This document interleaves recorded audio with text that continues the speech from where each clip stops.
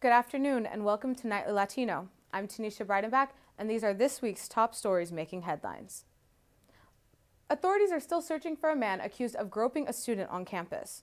This is the third incident reported since December, with the most recent happening this past Monday, January 22nd.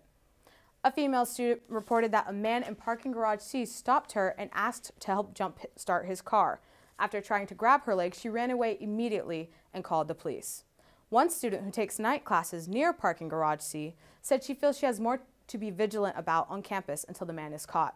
Authorities say the suspect matches a description from two previously reported incidents. UCF police asked to call them for any reports or information related to the case. A Pew Research study shows more than 75% of Hispanic and Latinos are likely to report a violent crime, and they're even less likely to report sexual assault. That's why the Me Too movement is seen as an open door for many in this community.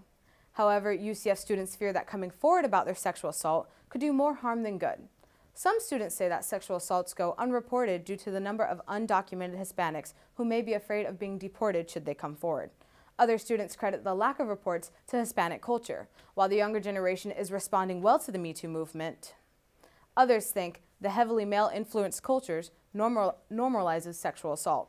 By posting Let's Be Clear flyers all over campus, UCF officials hope to overcome the normalization of sexual assault in all settings.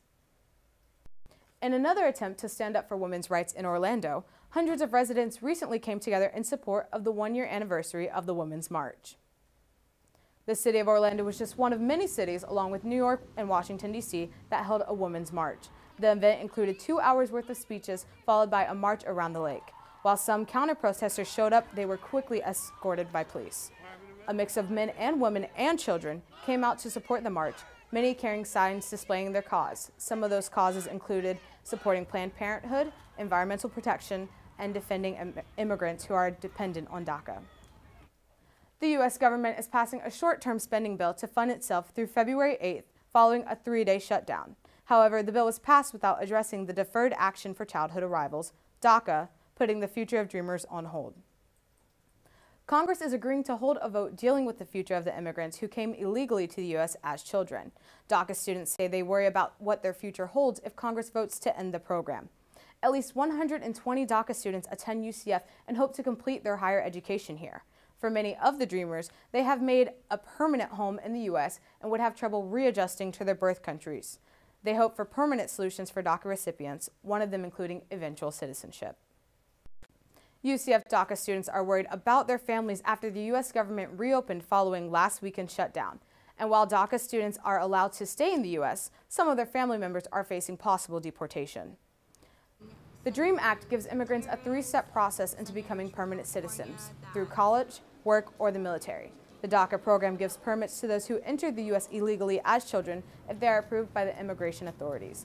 Although DACA students are currently protected, some UCF dreamers are focusing on securing permanent citizenship for themselves and their families.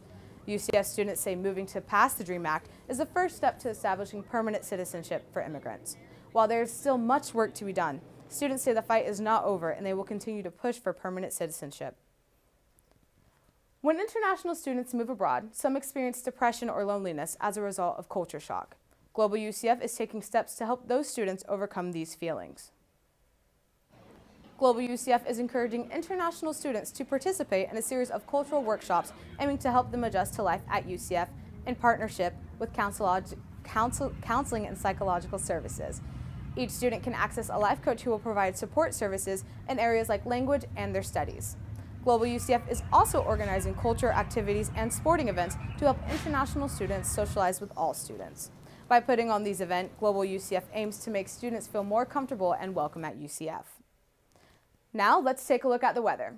The weather in Orlando has been unpredictable these days.